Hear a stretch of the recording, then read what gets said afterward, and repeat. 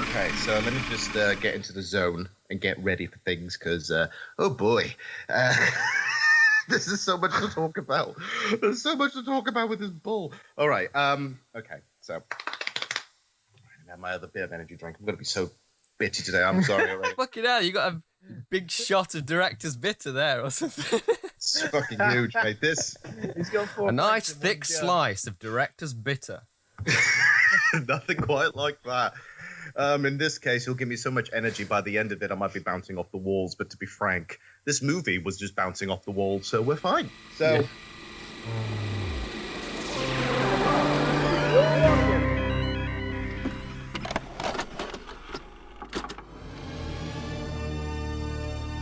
You are about to experience trash cinema. Oh my God!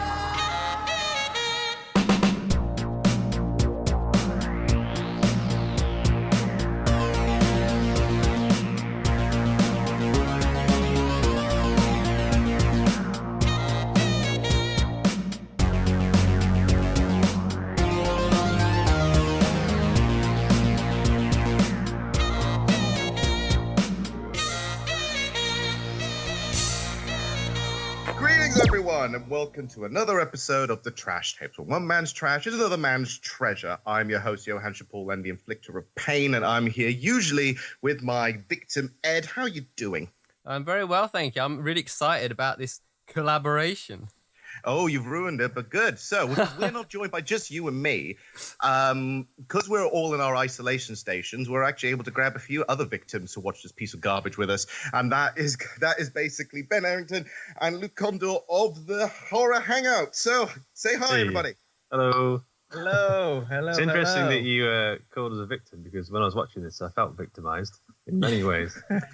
This is why I'm nicknamed the inflictor of pain, because usually I just give crap to people and say, can you survive the next 90 minutes of whatever the fuck this is? So I'm glad you were able to survive this. I have flipped it around one time, though. I told Johann to watch like a really bad ninja movie, and he watched it, and I didn't watch it. So I got him to watch it, and it was absolutely appalling, and we never actually covered it on the podcast. Ninjas.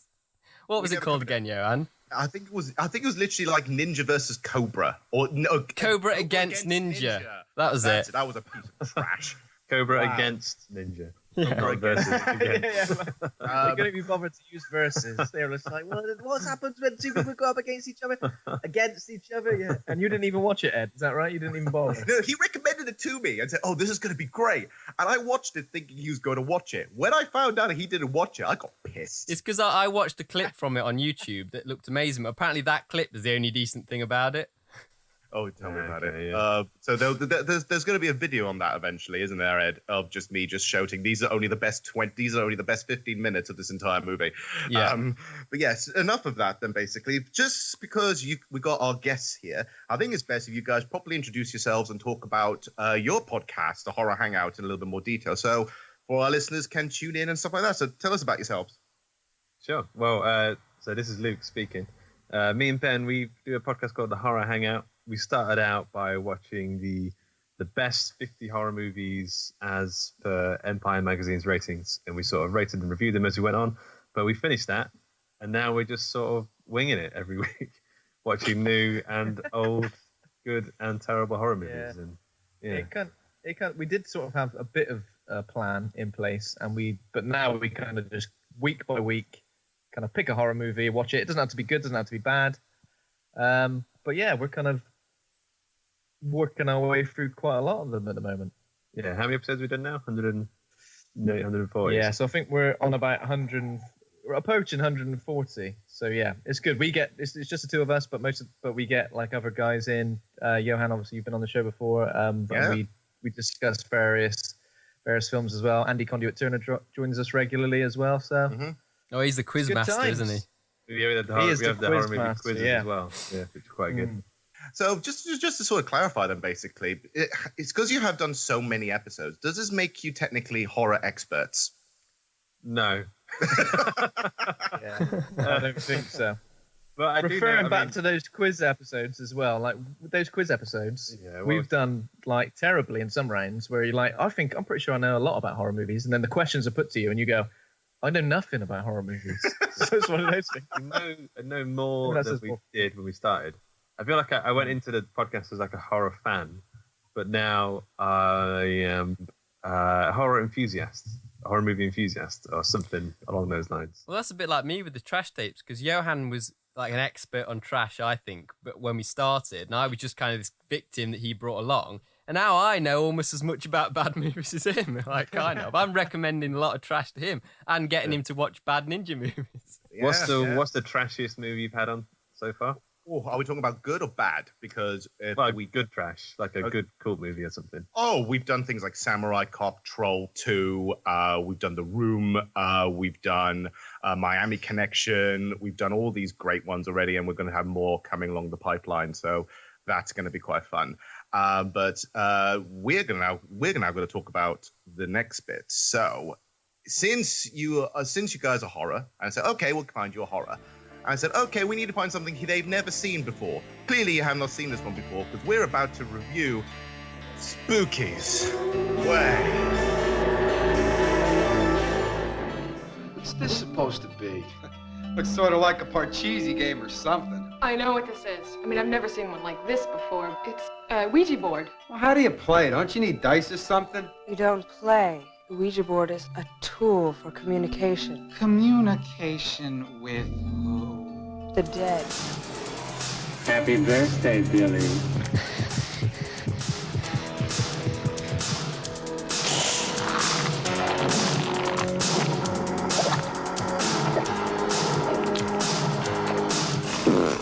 Come on, Megan, it's spooky as hell inside. Right. Okay. Right. Spookies. So, right. So just before we go into anything, let's go in a couple of words or sentences. Describe your feeling as you were watching Spookies.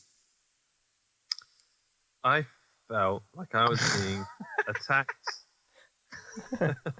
by boglins. You know, Boglins. Boglins. I should have wrote that down because I fought boglins at least 5 times. I fought boglins. I always wanted a boglin, but they were expensive, weren't they?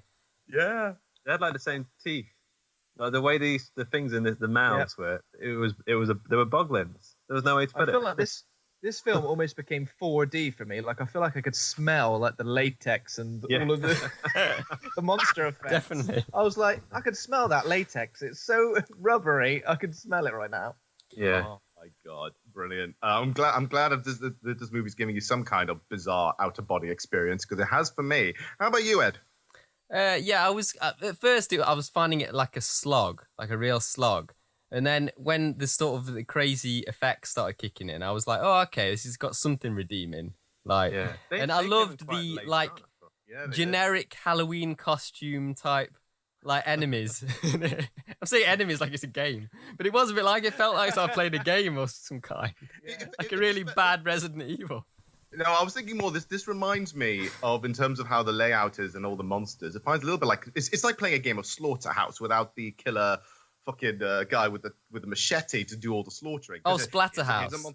Yeah, Splatterhouse. Sorry, Splatterhouse. You've got like monster here, monster there, monster here, monster there, monster there, monster there. It's kind of overwhelming.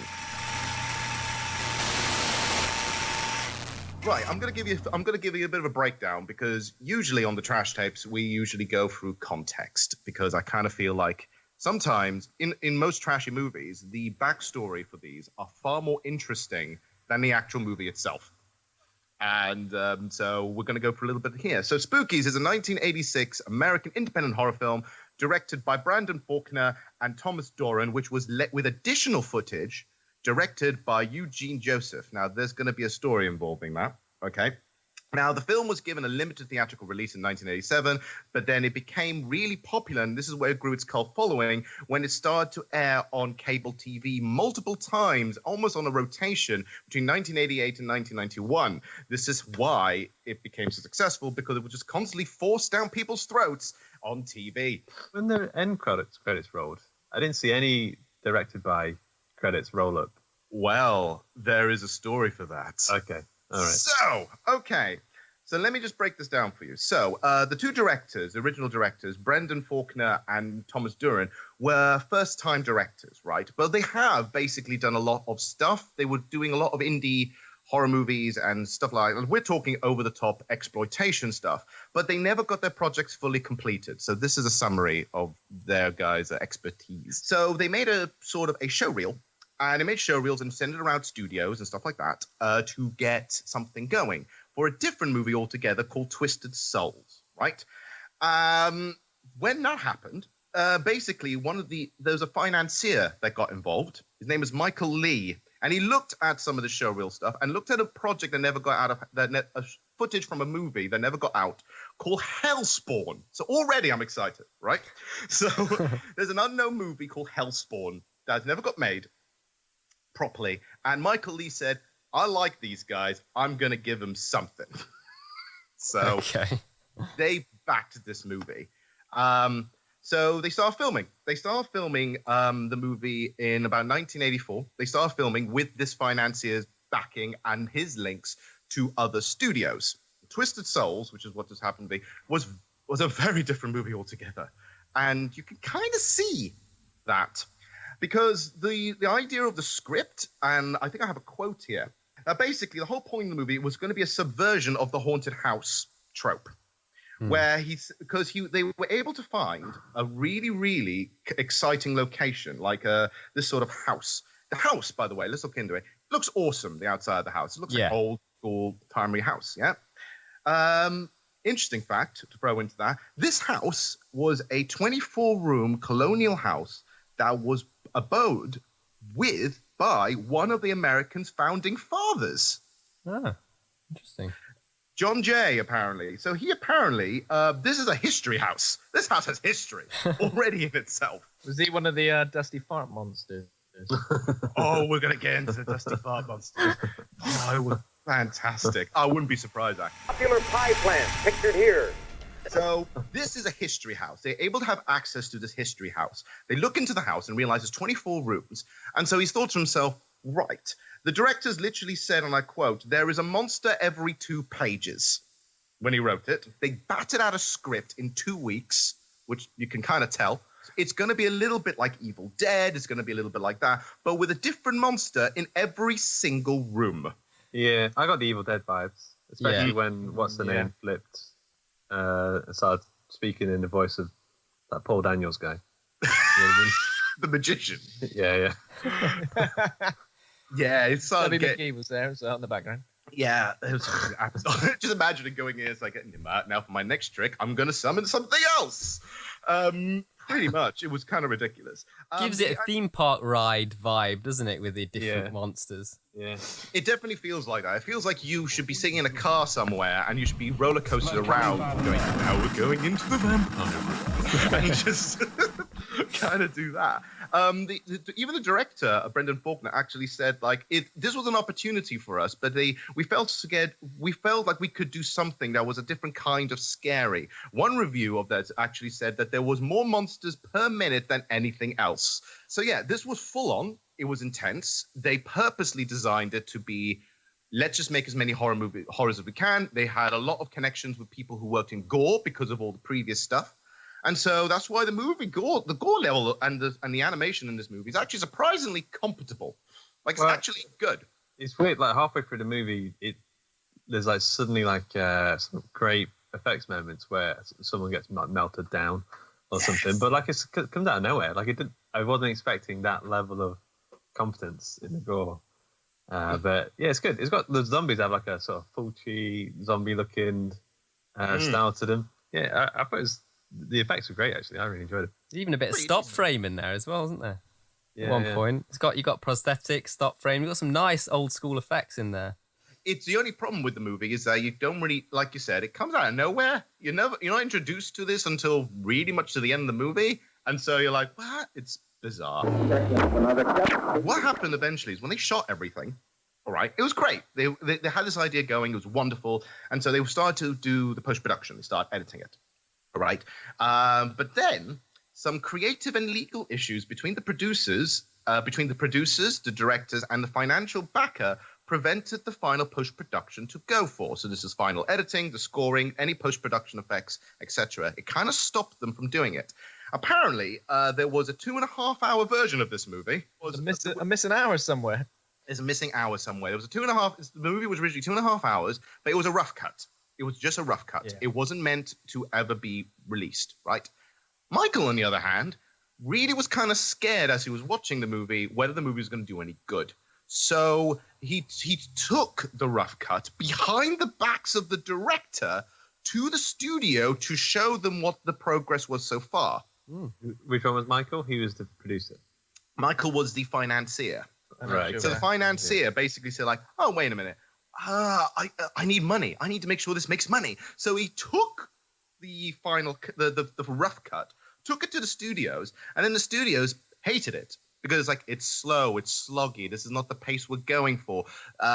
It's too violent. It's too all this without a proper cut, without the pacing issues and so on and so forth.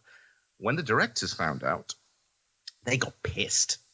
They got really, really pissed to the point that this is where they start having couple and arguing and saying no, you don't understand. We need more time. We need to do this properly. While Michael was saying, you're pissing away your money. Actually, that's a quote, according to the article. It says, you're pissing away my money. I need results now. So, because of the contract issues that they signed with the studio and so on and so forth, they couldn't. The directors lost the opportunity to use their footage, right? But the producers, on the other hand, had a different contract, which stated that they actually had some ownership of the production. So, basically, this led to about a good 40... So that means, technically, the original footage couldn't really be used.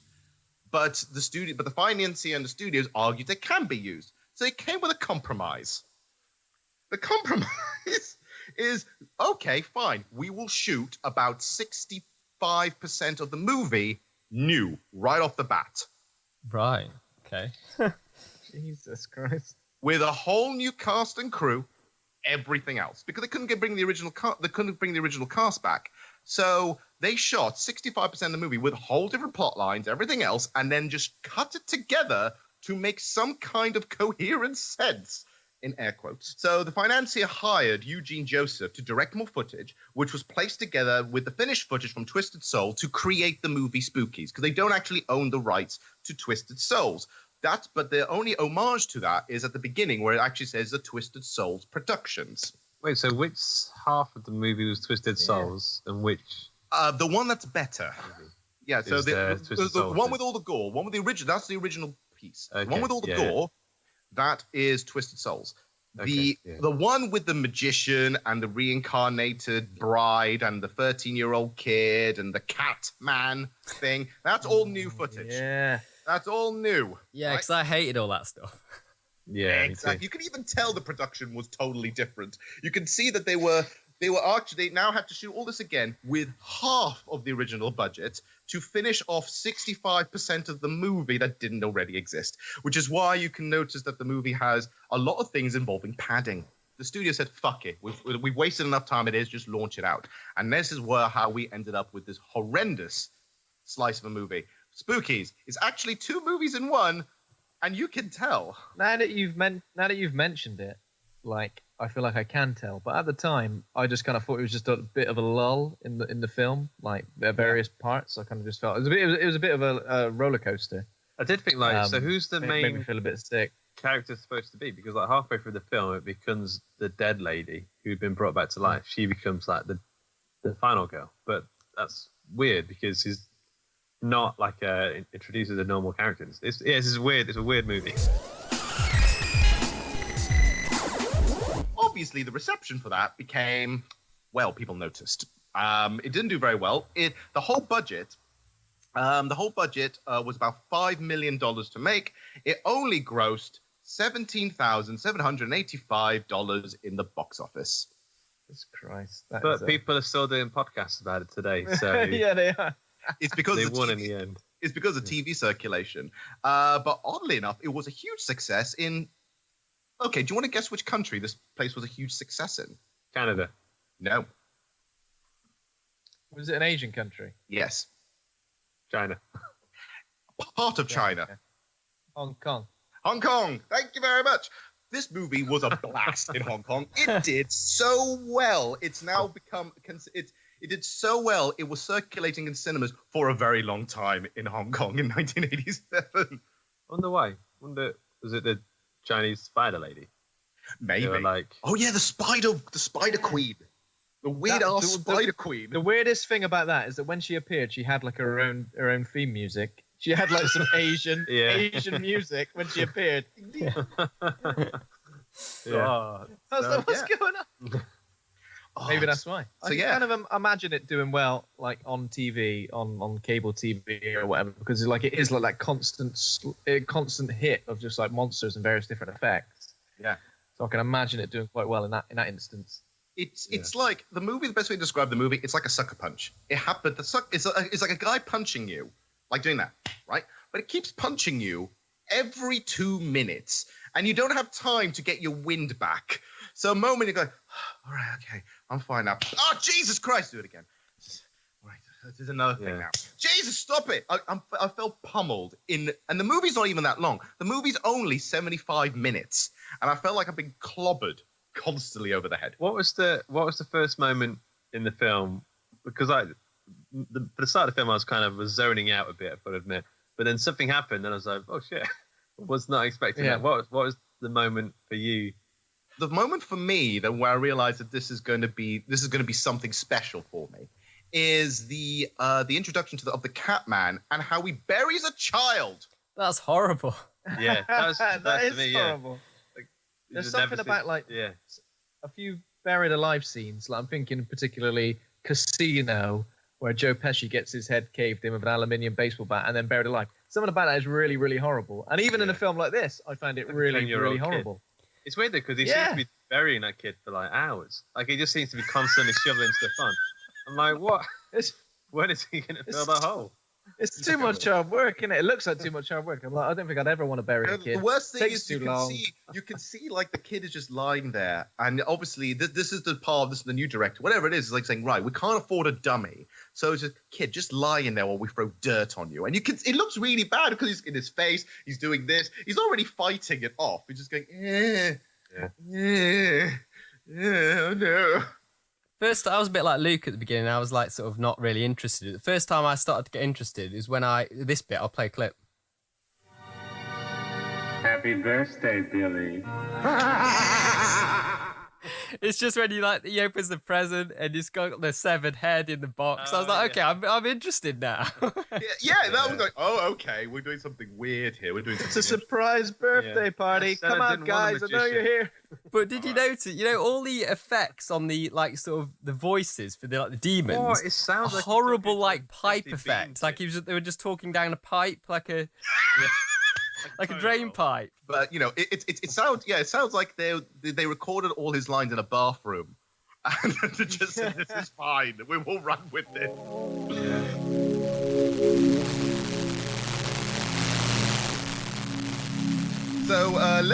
So basically that's all the factoids for that. It's a fascinating watch once you realize the backstory to this. So we're going to go right into the plot. In fact, I'm going on IMDb, and there's 2 plots. And you know what? That sums it up, because there are literally 2 plots.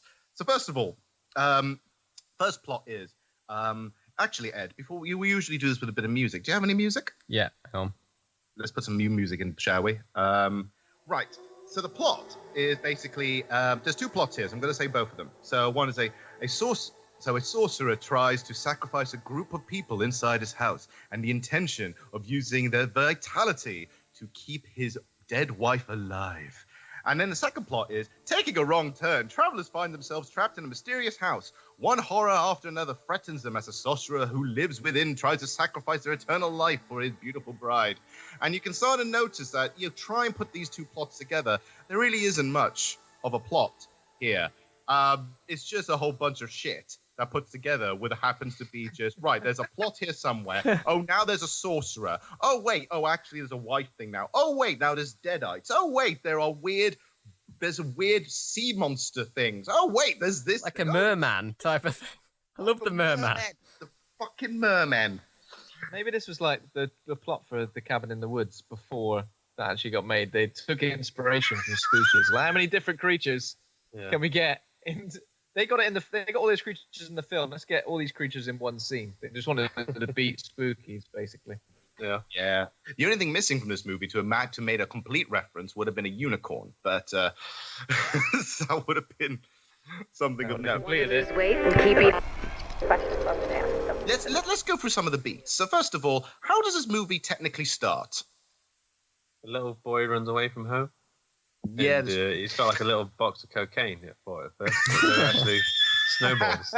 He opens it like it's a thing of cocaine. Oh yeah! Happy birthday, coconut. Billy. So the 13-year-old kid just runs out of nowhere, and for the first time, you're not entirely sure why he's running away or why he's there or what's the point of it. And actually, once you think about the whole movie, it's like, well, what's the point of half this shit anyway? So this is where you're first introduced to the hard cuts. We need to talk about the editing here. We kind of need to talk about the editing for the whole movie here. There are some incredibly hard left turn cuts in this entire movie. One good example is you have the kid who's like walking. He's a 13-year-old boy. He's walking around. He's lost in the forest. He's going like, yeah, whatever. He's hiding behind a tree. And he's looking all mopey. And then he just does a hard turn. And then you cut to the old movie with these people driving down the road as if it's like, oh, I'm just around the corner from these mysterious people, these asshole people who are driving. Real weird mix of people as well. Yeah. I don't understand how did they know each other? Yes. Okay, so can I just comment on what was the name of the like jock type character? Duke. Yeah. Can I just comment on what he was wearing? Because he was wearing some sort of a bodysuit that looked like a bin bag that had a diagonal zip going down it. Only like in the 80s would that be cool. It's amazing he's supposed to be the jock when he looks like the weirdest fashionista in that entire thing. Also, can I mention, right? You mentioned, like, how do these people know each other? I don't have a clue because they're all so fucking different. And one person looks like their dad. Yeah, I thought it was one of their in my notes, he's like dad guy. I couldn't remember his name, so he's just dad guy. Yeah, because he looks at least 15 years older than everyone else, but they're supposed to be all together. In fact, at one point, I think one of the kids said, like, I'm sorry, kids. It's like, stop it. So weird. So basically, you have an old guy who looks like a dentist. You have Duke, who's wearing a bin bag. You have my favorite person of all time, the guy with the puppet. Oh, I found him really annoying. I love him. Yeah. When he's introduced, he's like this. Man, I'm looking for another party. Me too. Oh, is he starting with that thing again? Uh-oh. Duke's mad now, Mook. I hate him. He really annoys me. It's like, shut up with your puppet. No. Here's the thing. I am the complete opposite to you. This movie was saved by the puppet, and I wanted more puppet guy. He's got a T-shirt on. On his T-shirt is him and the puppet. On his T-shirt. What the fuck is going on? He's self-promoting himself and the puppet. It's great. He's purely. It looks, out of all the characters, he looks like he's walked out of a completely different movie. Like he just walked on set from a different film and said like, oh shit, now I'm in a horror movie. Fuck. He's like a children's TV presenter from the 90s, though, isn't he? You then got the British bitch. You can tell she's a British bitch because she's totally speaking in this manner and being an absolute weird cow. accent as well. It's supposed to be English, but I don't know what that was. Aristocratic? And her husband's got like perfectly angular hair. His hair's been like just hairsprayed into this brick shape on his head. Lego hair. No offense to the guy, but I had no idea they were a couple for the longest time in the movie because I kind of just thought that they were just different, so different. One's a sort of flamboyant queen, and then you got the British bitch. So you have absolutely no idea. He's my favourite. I've got some clips of him, but I'll play them when we get to those bits. And then you've got Carol, who is quiet and moody for most of the movie. And is quiet and moody at the beginning. We don't even know what her deal is until later on, where she's somehow an expert in all things supernatural without any explanation. Yeah. Is that the woman who looked a bit like, the one from RoboCop? A little bit. Yeah, the one with the bigger, poofier hair. Yeah. Okay. Like Murphy's partner. Yeah, I can't remember her name, yeah. Yeah, well, I don't remember any of these people's names, and honestly, I don't care. Why do you think I wrote them down as like dad guy and like stuff like that? Dad guy in bin liner. I did remember Duke, though. I remember.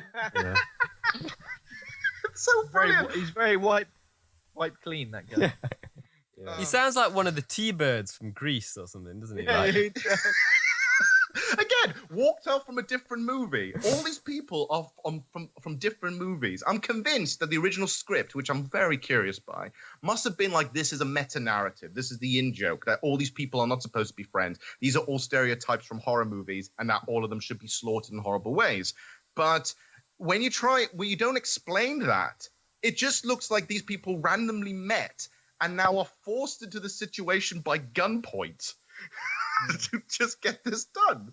the characters are very like Friday the 13th type characters, I think. Like in those sequels, the Friday the 13th sequels, like the bad ones, like they're the types of characters that are in this movie. So back to the boy.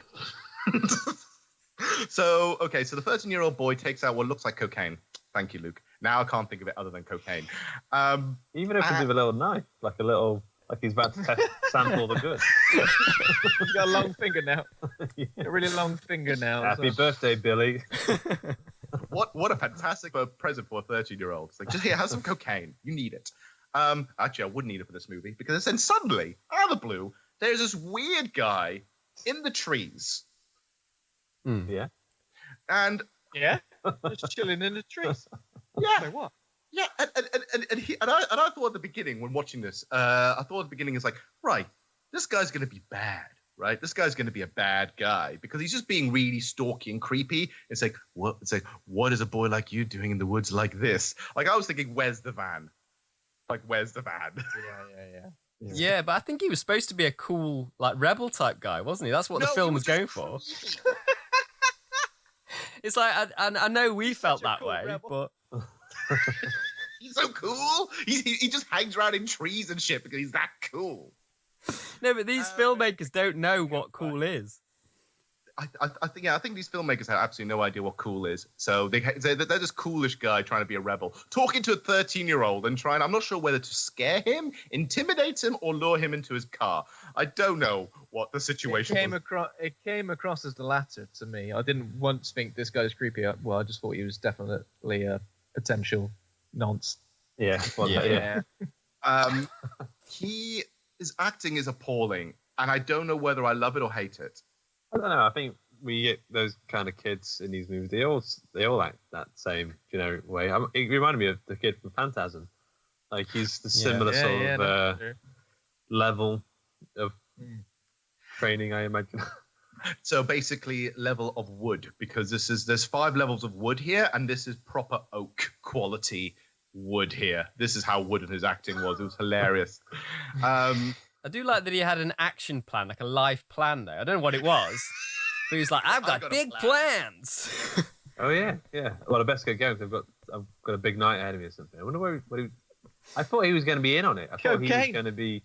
I actually thought, there could be a big twist. I wonder if he's going to be the Paul Daniels guy. Like, I wonder if, there'd be 2 timelines going on here. But it wasn't quite as intricately plotted out. And I thought... I was confused. Did he turn up later in a different form, that kid, or was that just a complete different kid? I'd be honest, I sat there thinking about this, actually. And I would like to think for continuity's sake that, yes, it is. But I'm also remembering what this movie was, and continuity doesn't exist. So I think, no, I don't think. I think the kid just got buried and died. Which introduces us to one of my favorite characters in the whole movie, because this is the character that's the bridge gap between both films, between the old film and the new film. And this is the weird cat man with a hook hand. He looked like a cross between Nightcrawler from the X-Men and, the boyfriend from the Royal Family. Yeah. Can we talk about his outfit as well? So he's wearing like a ruffled shirt, a gold like waistcoat. Yeah. What kind of boots was he wearing? He was wearing like... He looked like a wedding DJ who's got a bit off. Spurs. He was a gold waistcoat. Kind of like a bit like McLovin. Have you seen McLovin? Yeah. He kind of had that outfit.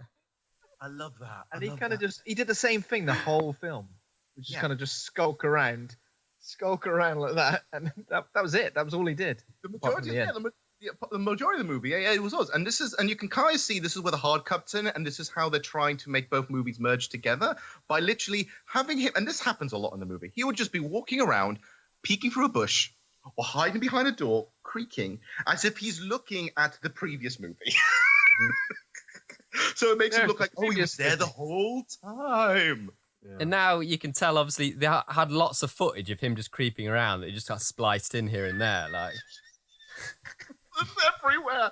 It's like saying, I'm imagining how many hours of footage is just this guy walking around saying, now hide behind the door, hold the door, appear for a bush, just do this for a while. Just in all the different locations in the house, just say, like, you, my sir, you, my friend, are going to be the glue that saves this movie.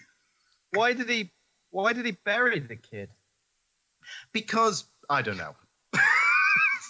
I was like, so he could become part of like the monsters in the house and stuff. They just like to keep people. But we never see him again. We never see him again. So they just if he sat up at the end. If he sat up at the end as one of the zombies, which I'm assuming he didn't, right? No, he never did. So basically, this cat person first kills off the cool guy in a hilarious way because he suddenly just falls off screen. I had no idea what happened, and then he's just dead. And then the boy gets chased by this cat man, falls into a hole, and gets buried alive. That's it, and that's the end of the boy arc. This 13-year-old boy is dead. Yeah. Well, it's great though. Like, it's supposed to be a really it was a sinister sort of scene when the cat guy was like killing off the boy, but the music was kind of like this.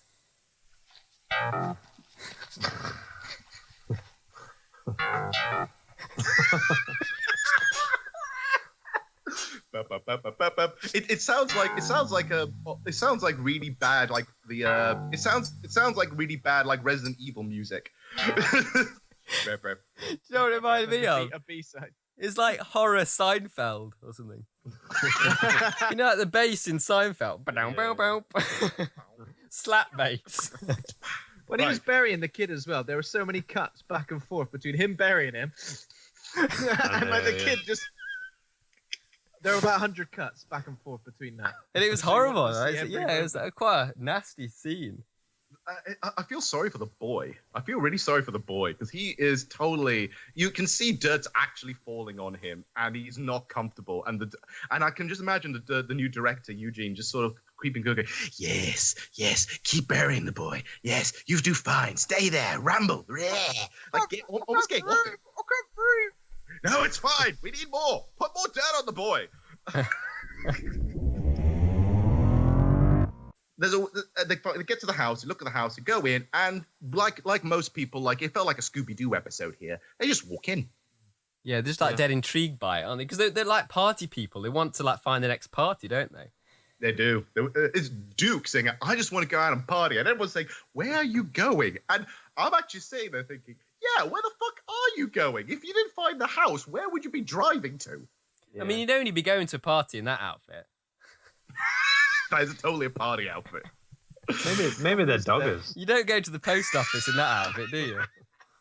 Is that it why? It would make sense if they were doggers. Bleed? That's why they don't look like they belong in the same friendship circle. So basically, met online. The synopsis is that basically Duke and the puppet guy got too rowdy at their previous house party, and they all left. Maybe you're right. Maybe that was a swingers party, and they're just saying, right, we'll just, we've already got each other's keys, so we might as well just get into the car, just find another place to bang. What happened was Duke was waiting outside the previous house, and but then the bin van came past and just thought, hang on a minute, chucked him in the back. He got crushed. Oh no! A worthy end to a shitty trash person. They're all like very familiar with each other, though, aren't they? They're all familiar. Well, and this can't not be familiar with someone you've been fucking. Yeah, this is true. You have to get to know them before you shove something up one of their holes. So gotta do that. Okay, once they get into the house, there's one thing that says like I think the girlfriend of the older dentist-looking guy says like, I've known these people for years, and I'm sitting there going, no, you don't. These people are too different and too weird to you to properly consider them all close friends of yours. And they all like hate each other as well. So like, there's nothing that comes across as them being matey because they all seem to absolutely hate each other. Yeah, like they're too different. They're way too much polar opposites for them to do that. Especially the puppet guy. Who the fuck knows this guy and said, "Oh, he's perfectly fine. We're going to bring him everywhere." Yeah, the only ones that get on are the dad guy and his other half. He was a lot younger than him, actually. Player. Yeah, I thought maybe player. Definite swingers. Definite swingers. Okay, so I think we're establishing that they were basically a swingers party. They just got a little bit in the way, and now they're just like, we need another place. Ooh, this 24-roomed house would be perfect to bang all over. Yeah, I like as they're exploring the house, Duke finds a locked door, so he smashes it with a chair. Like, yes. That's the first thing he does. It's like, oh, this door won't open. Bang, breaks it in. There's just a void into the blackness. Okay. And then a body falls out holding a board and a vial. But all happen at once. And the thing is, Duke's reaction is, oh, he's not real. Poke it. Stop poking. So basically, would that be your reaction? If you found a dead body, would the first thing to do is poke it? Because I've always been curious about if anyone would poke a dead body. No. Well, I mean, it doesn't look real. But I mean, that's because it's not real. But I think my first thing would be to smell it, surely. Yeah. I think it would be overpowering if it was real. It. It's like, yeah, this definitely smells like rotten eggs. Then, where we're properly introduced then to the other element in this whole thing, which is the wizard, warlock, magician thing.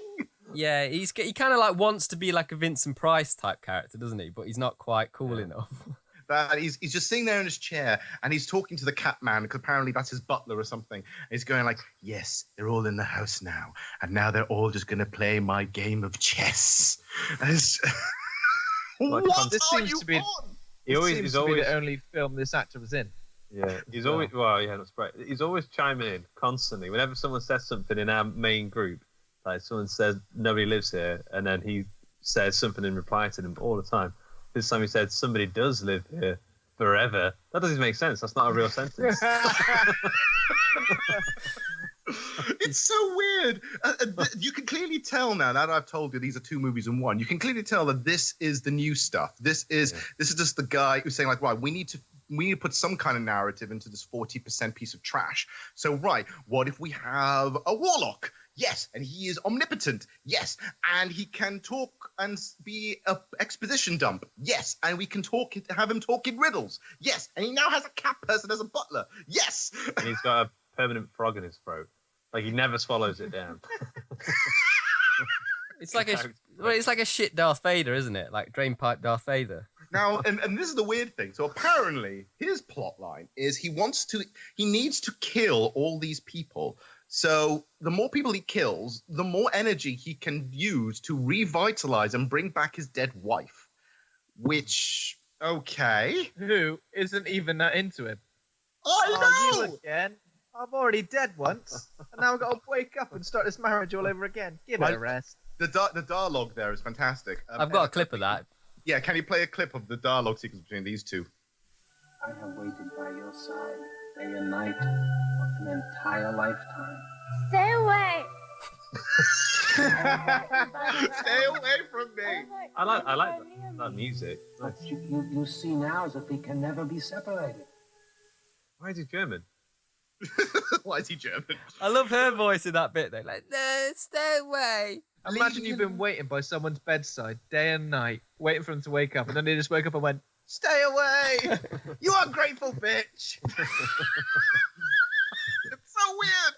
It's brilliant because the response is like, "You need to let me go, let me die." And I think the reason is because I think she has maybe been like in this magical coma for like 70 years or something, and then wakes up, and then you're woken up to like, "You were handsome once," and just looks up going, "God, you're fugly. I don't want to let me die. I don't want to be associated with you."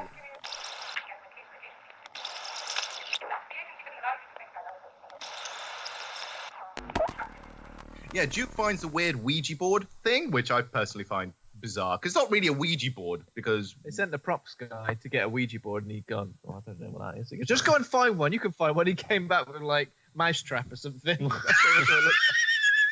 It's like... This is it, right? Is this it? Yeah.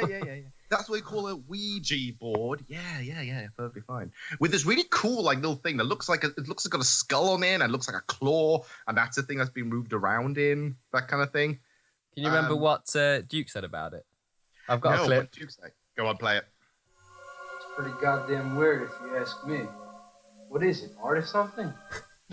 What is it? Art or something? It's definitely some kind of art. Some kind of art or something? Proper weird, man.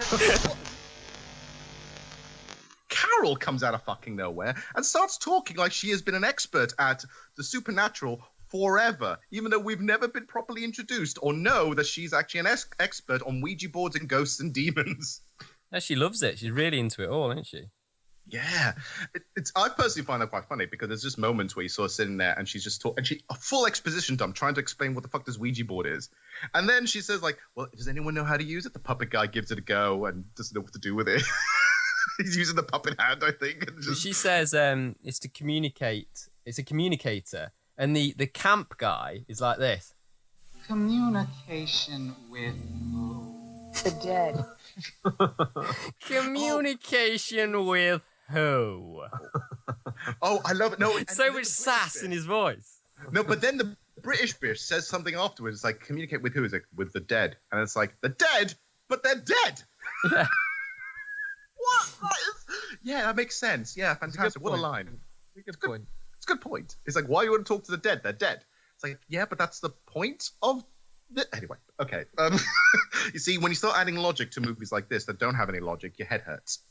But as you said, the puppet guy. I've got too many clips for this section, but the puppet guy. Yeah. Chilly beanie, the spirits are about to speak.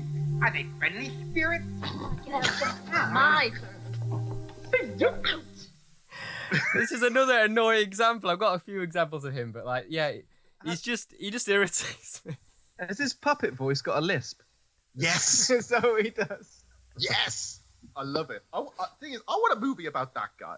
I want a movie entirely about the puppet guy. That's all I want. I want to know his backstory. I want to know what's with the puppet. I want to know if he's always like this or does he have a tender soul. I want to know more about puppet guy. There's something there that everyone else doesn't have.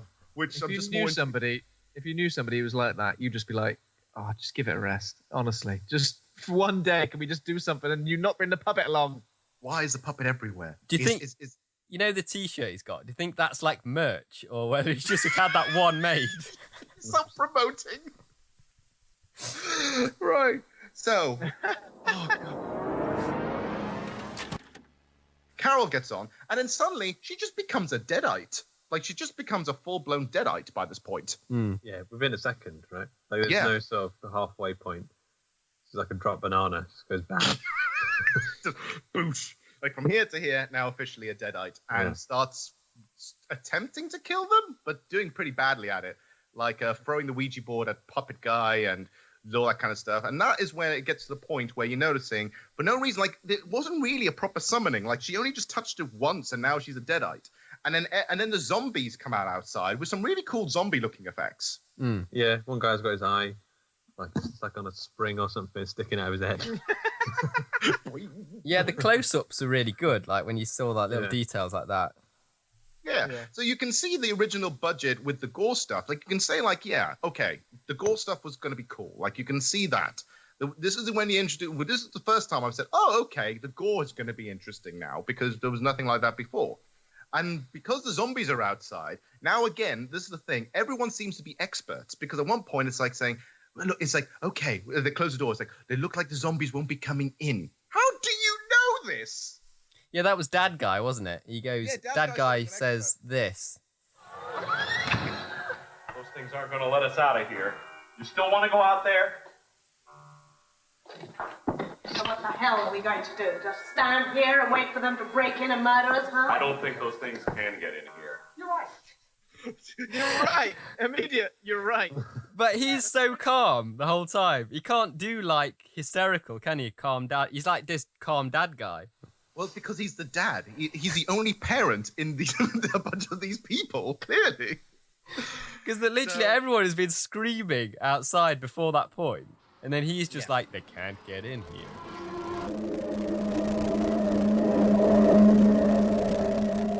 So, right.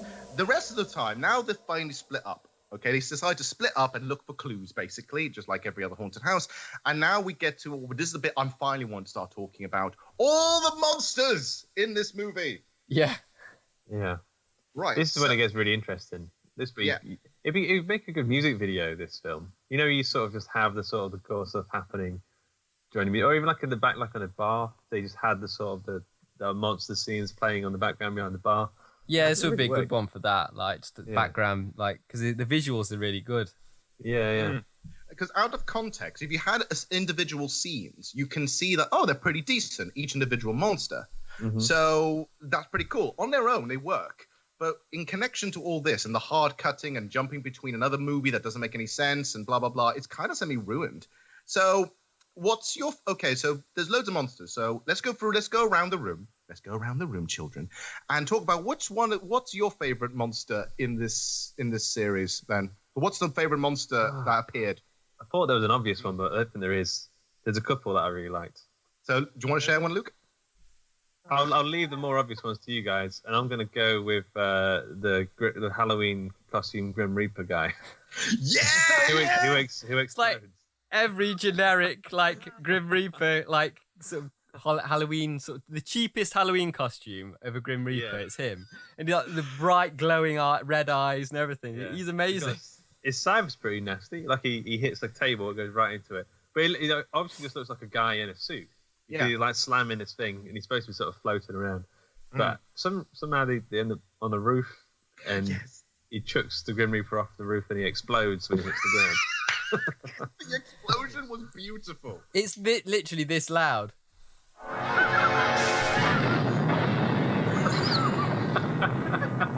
Like, Jesus. Like, the Grim... I mean, if he's the Grim Reaper, obviously you can't kill the Grim Reaper. But clearly, this is what happened. Just before the Grim Reaper touched the ground, he just appeared into a puff of smoke, and that's what the explosion is. Like, aha! Yeah. It's almost like they had some, like, pyro they could use. So, like, well, we've got to use it for something. They just had this really epic explosion for that death, guys. Fantastic. Oh, the Grim Reaper was kind of awesome. Yeah, that's a good in. The next... Okay, so Ben, how about you? I don't reckon anything beats the farty, dusty men for me, because they were... They're my favourite too. Particularly because they've got a fight sequence with Duke, and you can see, like, all his outfit from different angles. You see a bit of crack? I think you see a bit of crack, right? Like, he bends over at one point. Yeah. They're awful as well, because at one point he overpowers two of them, just pushes them away like that. Like the putties from Power Rangers. But yes, I was totally thinking that, but just fartier, which I don't understand why the farts, though. Why were they farting? Was that added in post, do you reckon? Yeah, I think... Hang on a minute.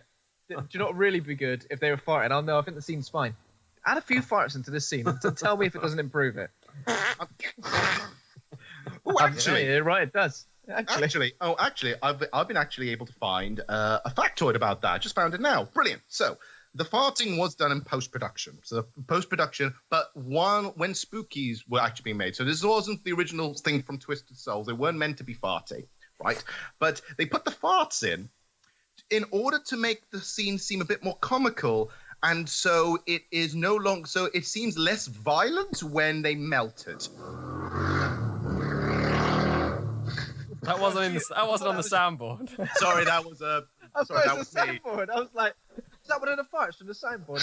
How did I remember? No, that was me. I have got a clip of this scene actually. I'll play in a minute, but no. Do it. Do it. Go on. Play it. You know, maybe there's some way out of here. Maybe through some secret walls.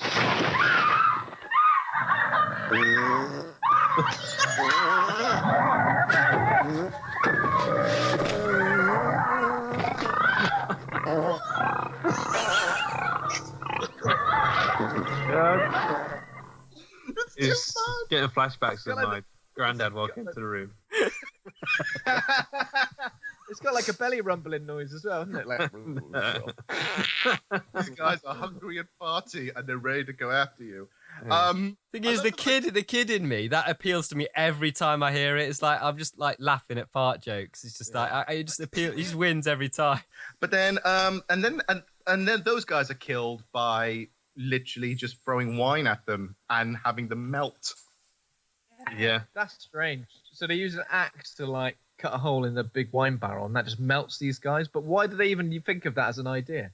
They're being attacked by these farty, dusty monsters. You're thinking red wine, that's their secret weakness. Well, I think it's because Duke literally does an uppercut to one of these farty miner zombie things.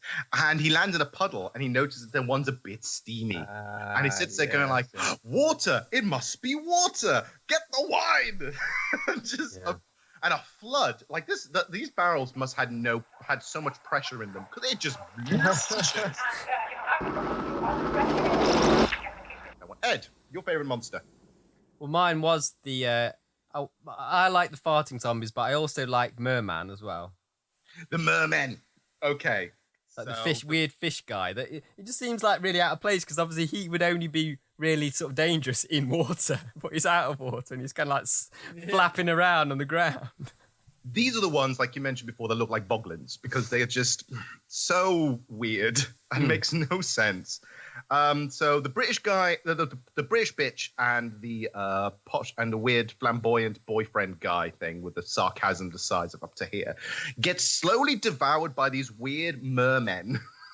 The fight sequence was interesting, where they're just struggling, and she's like, "Oh no, there's a piercing sort of pierces one of the mermen."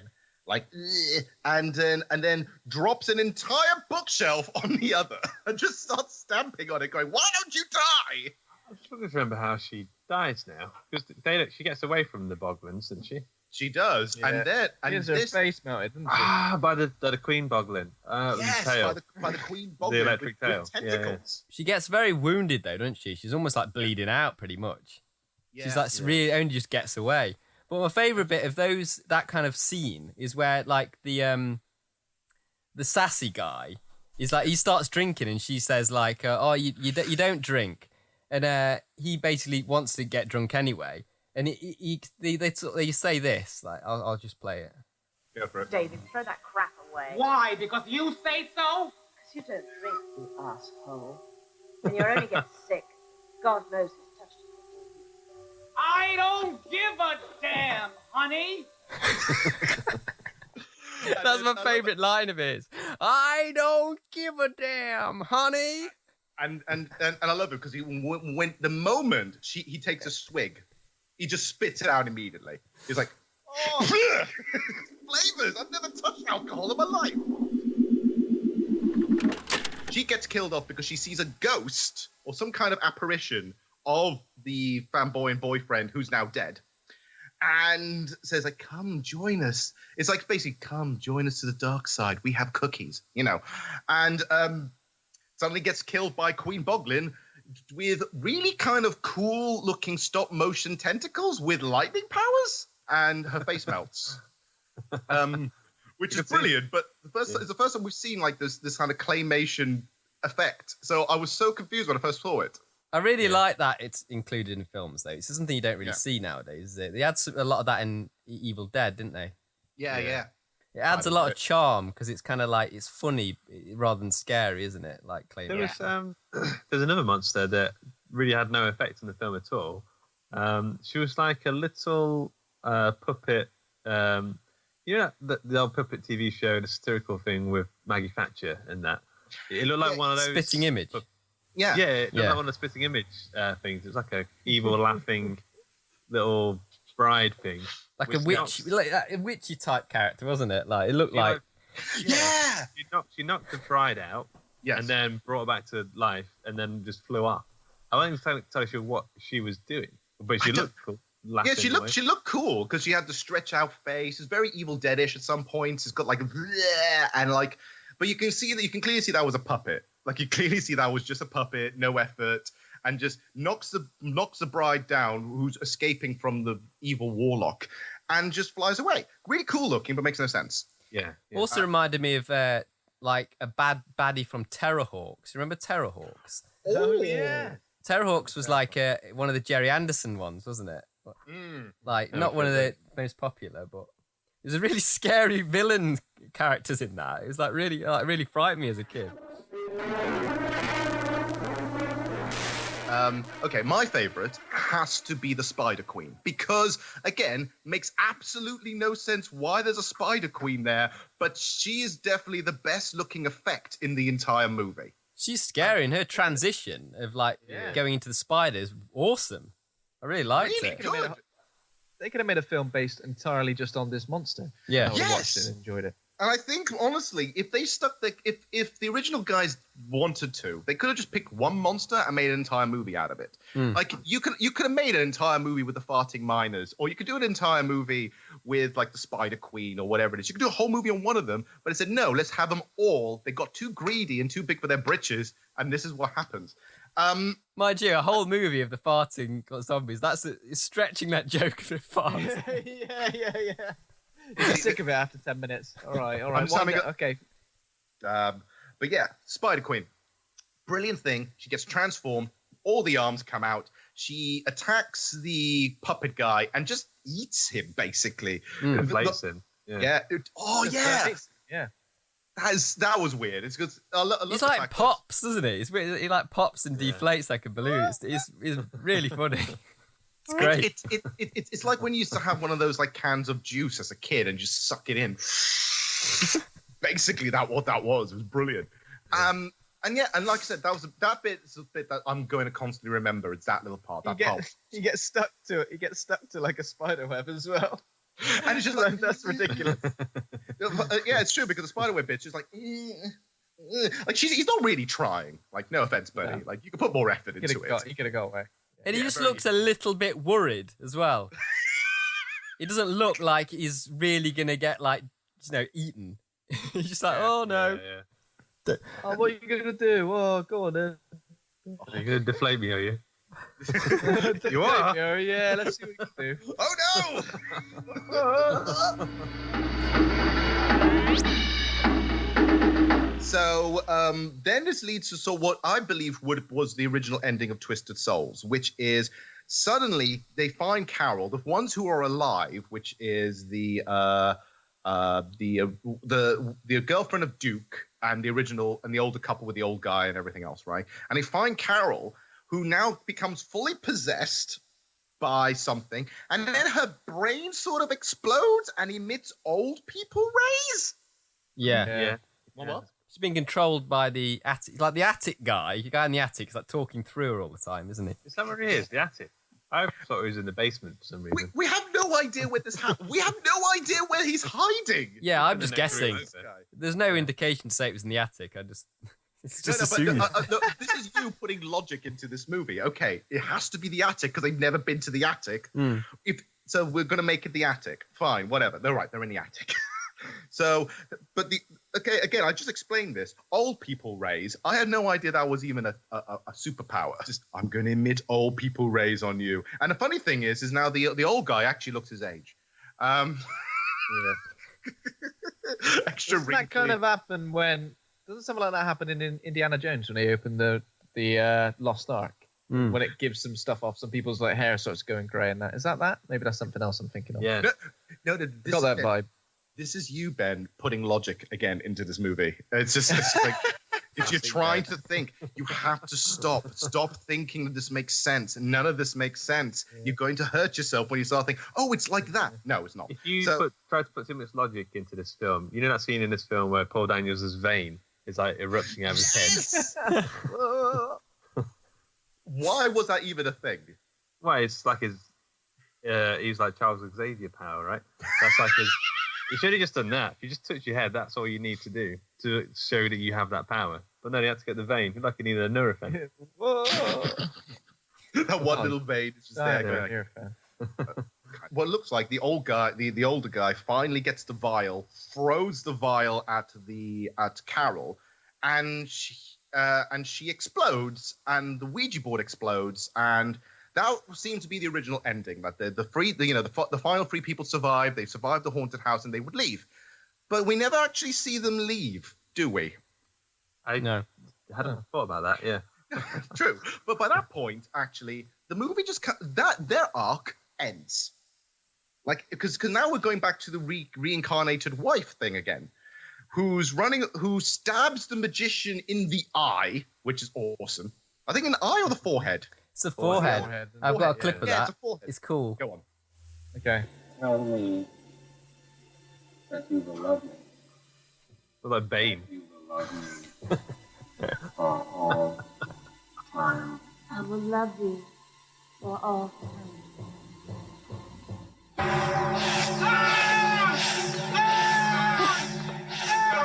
Brilliant. I can't go over that guy's voice. Sounds brilliant. It's awful. So Brian Donde, or whatever his name is. whatever. Well, we don't.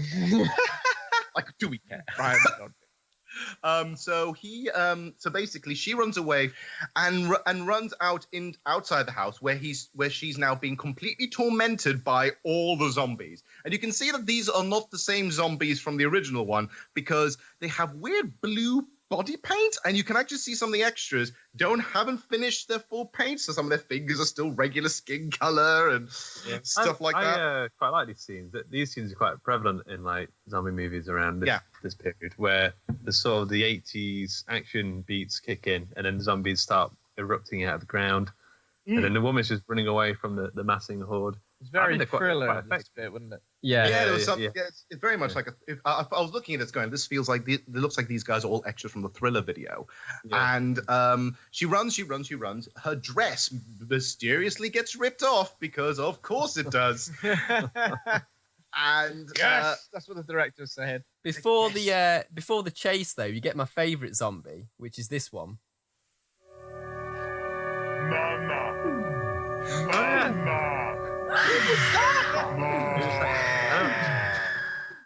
I love that one. Like, really frightening zombie. Like, Mama. There's a whole other character, like her child is in this film. Yeah. Yes, we completely missed. I thought it was related to that in some way. So maybe the whole now is us trying to figure out what their intentions were, which is going to hurt us really mentally. But I think basically then trying to fix this somehow is that she's being the bride. Obviously, you have the warlock, and so the warlock's saying, well, "We have new children now." So every time they kill someone and becomes a part in their grave, which was one thing. One bit we completely missed. A guy gets killed off by literally getting killed by the cat guy, I think it is, and sees his own grave come out of the ground. Yeah. Yeah, it's like all those zombies are like her sort of children, but how would they know that? I don't know. Who cares? So somehow all the zombies know that they're children, and then it's like, Mom, come back. And I'm imagining them actually all thinking, Mom, it's been 70 years. You owe me so many Christmas presents. So she finally starts to escape, finds a car randomly, which I thought was the original car from the opening. No, it's a completely different car. Randomly. She gets in, finds another random guy who happens to be parking there, and says, "Oh shit, zombies!" They drive away. Crook in it. Yeah, which later turns out, it says, "Oh, thank God, I've escaped." And he says, "Like, but you can never escape. You know, I've always loved you," and leads to the ending of that, which reveals that little cute little hunk guy's actually the cat person with the hook hand the entire time. It reminds me about, you were saying about Thriller earlier, is another kind of Thriller moment. Is it like, you know, when Michael Jackson kind of turns around and goes like, "I'm not like other guys," kind of thing. It's like she thinks she's safe with this guy in the car, and he turns around to be the cat man. Yeah, and then the movie actually sort of ends there. But there's one thing we haven't mentioned. Right at the very, very beginning, there is a pulsating grave that happens, I don't know, with no context. Like, we don't understand it. Yeah. And then at the end, it turns out that the magician has been in that grave the entire time and resurrects himself, but that doesn't work because he was in the attic, or is he dead? Whatever. Jump scare, the end.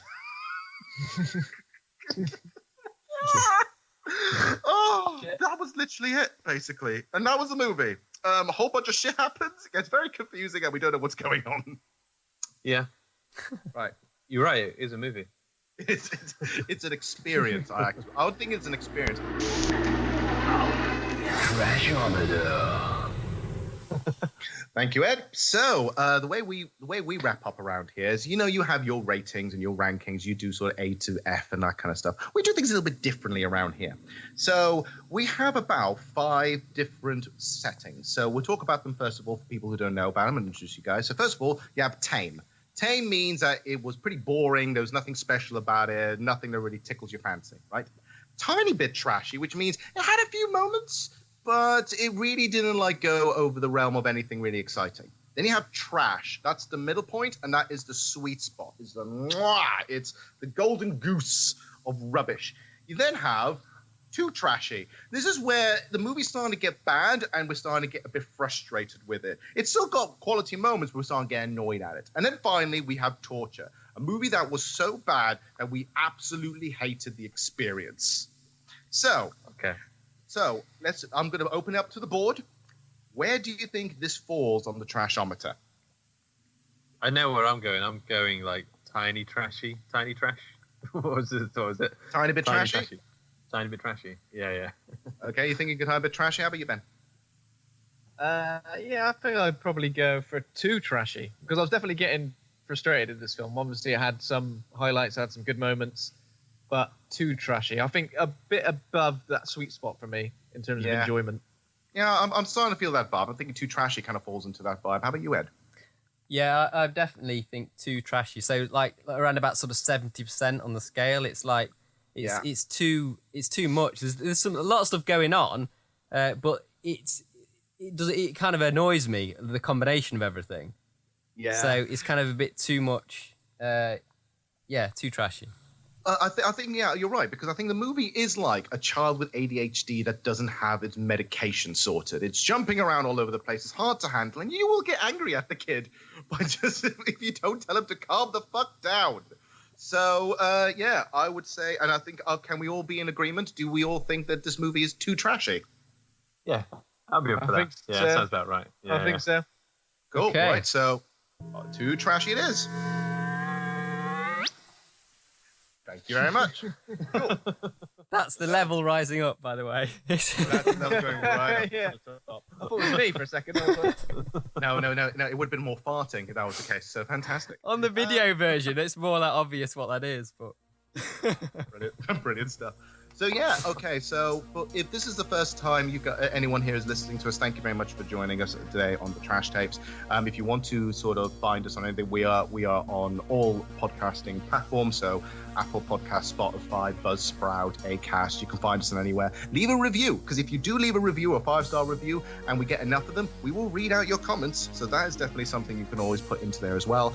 And also subscribe to us all on the YouTube channels. We have all the stuff. We have Enigmatic Play for all the video game stuff. We have Enigmatic Productions for all the reviews and short film stuff and everything else. And also, Trash Tapes has a YouTube channel where you have exclusive little videos of basically me torturing Ed, or vice versa, with weird shit we find on the internet, which is just absolutely hilarious. I would also like to thank our guests for coming on and joining me on this rather this experience of Spookies with me.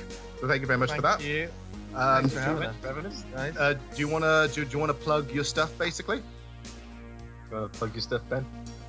Yeah. So so our podcast is on all platforms: Spotify, iTunes, and the like. We've also got a YouTube channel, Hawk and Cleaver, and all our social media is Hawk and Cleaver as well. You can find us at Hawk and Cleaver on Twitter and Instagram, and just Hawk and Cleaver on Facebook, where we post a new episode of the Horror Hangout every single week, every Wednesday. Ooh, okay. Thank you very much on that. Are there any kind of episodes you're thinking in mind at the moment? Are there any running ahead, or ones you want to share with everyone before we sort of wrap up? I'm trying to think of trashy. I mean, the Unnameable. Pretty trashy.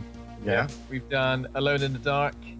We've done... Oh, yeah. Okay, yeah, that's definitely trashy. That will be high on the trashometer. That's torture, yeah. I recommend that for an episode, for a future episode for you guys. Definitely. Fantastic. So yeah, thank you guys very much for joining me, and to everyone out there, keep an eye on your trash. There might be some treasure in there. See you guys next time. See ya.